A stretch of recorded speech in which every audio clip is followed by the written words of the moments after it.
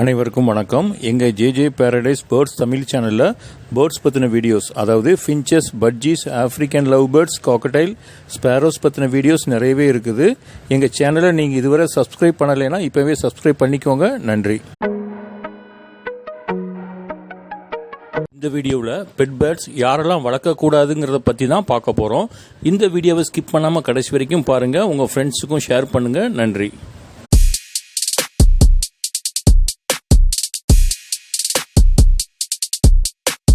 பொதுவாக நிறைய பேருக்கு பெட் பேர்ட்ஸ் வளர்க்கணும்னு ஆசை இருக்கும்.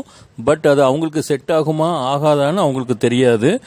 இந்த வீடியோவில் பெட் பேர்ட்ஸ் வளர்ப்பது யாருக்கெல்லாம் செட் ஆகும், யாருக்கெல்லாம் செட் ஆகாது, அதாவது யாரெல்லாம் பெட் பேர்ட்ஸ் வளர்க்கக்கூடாதுங்கிறத பற்றி ஒன் பை ஒன்னாக பார்ப்போம்.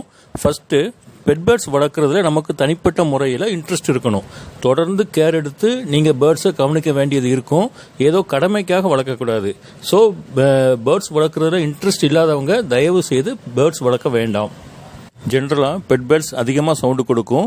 முக்கியமாக பகலில் கண்டினியூஸாக சவுண்டு கொடுத்துக்கிட்டே இருக்கும். இந்த சவுண்டு உங்களுக்கு செட் ஆகுமான்னு பார்த்துக்கோங்க. அது மட்டும் இல்லை, இந்த சவுண்டை உங்கள் வீட்டில் தென் உங்கள் வீட்டுக்கு பக்கத்தில் இருக்கிறவங்க அக்செப்ட் பண்ணுவாங்களான்னு கன்ஃபார்ம் பண்ணிக்கோங்க. வாடகை வீட்டில் இருக்கிறவங்க, அப்பார்ட்மெண்ட்டில் இருக்கிறவங்க இதை முதலிலேயே நல்லா தெளிவாக கன்ஃபார்ம் பண்ணிக்கோங்க. இந்த பேர்ட் சவுண்டுனால உங்கள் வீட்டில் இருக்கிறவங்க கூட அல்லது பக்கத்து வீட்டில் இருக்கிறவங்க கூட ப்ராப்ளம் வருகிற மாதிரி இருந்துச்சுன்னா தயவுசெய்து பெட் பேர்ட்ஸ் வளர்க்குறத அவாய்ட் பண்ணிக்கோங்க. அப்படி இருந்தும் உங்களுக்கு பெட் பேர்ட்ஸ் வளர்க்கணும்னு ஆசை இருந்துச்சுன்னா ஃபின்ச்சஸ் உங்களுக்கு ஒரு நல்ல சாய்ஸாக இருக்கும். ஏன்னா இந்த ஃபின்ச்சஸ் அதிகமாக சவுண்டு கொடுக்காது. ஸோ ஃபின்ச்சஸை நீங்கள் தாராளமாக வளர்க்கலாம். முக்கியமாக நீங்கள் அப்பார்ட்மெண்ட்டில் இருக்கிறவங்க கூட ஃபின்ச்சஸை தாராளமாக வளர்க்கலாம். தென் நீங்கள் பெட் பேர்ட்ஸை வளர்க்கும்போது பேர்ட்ஸ் கேஜை டெய்லி மெயின்டைன் பண்ண வேண்டியது இருக்கும். அதாவது பேர்ட்ஸுக்கு டெய்லி ஃபுட் வைக்கணும். அதுபோல் பேர்ட்ஸ் குளிக்க டெய்லி ஃப்ரெஷ் வாட்டர் வைக்கணும். அது மட்டும் இல்லை, வாரத்துக்கு ஒரு தடவையாவது பேர்ட்ஸ் கேஜை க்ளீன் பண்ணணும். முக்கியமாக ஒரு 10 நிமிஷமாவது பேர்ட்ஸ் உங்களை பார்க்கும்படியாக பேர்ட்ஸ் கேஜுக்கிட்ட நீங்கள் இருக்கணும். அப்போ தான் தன்னோட ஓனர் நீங்கள் தான் பேர்ட்ஸுக்கு தெரியும். அப்படி தெரிஞ்சால் தான் அந்த பேர்ட்ஸ் உங்களை பார்த்து பயப்படாமல் பேர்ட்ஸ் கேஜுக்குள்ளே இருக்கும். இதுக்கெல்லாம் நீங்கள் டெய்லி குறைஞ்சது அரை மணி நேரமாவது செலவழிக்க வேண்டியது இருக்கும். இப்படி குறைஞ்சது அரை மணி நேரமாவது உங்கள் பெட் பேர்ட்ஸ்க்காக செலவழிக்க டைம் இல்லாதவங்க தயவுசெய்து பெட் பேர்ட்ஸ் வளர்க்க வேண்டாம். அதை அவாய்ட் பண்ணிடுங்க. அடுத்து, எல்லா பெட் பேர்ட்ஸும் ஒரே சைஸில் இருக்காது, டிஃப்ரெண்ட் சைஸில் இருக்கும். ஸோ பேர்ட்ஸோட சைஸுக்கு தக்கபடி கேஜ் சைஸும் இருக்கணும். அதாவது சின்ன சைஸ் கேஜில் சின்ன சைஸ் பேர்ட்ஸ் வளர்க்கணும். அதுபோல் பெரிய சைஸ் கேஜில் பெரிய சைஸ் பேர்ட்ஸ் வளர்க்கணும். முக்கியமாக ஹாபியாக இல்லாமல் ப்ரீடிங் பர்பஸ்க்காக பெட் பேர்ட்ஸ் வளர்க்குறவங்க இதை கண்டிப்பாக ஃபாலோ பண்ணியே ஆகணும்.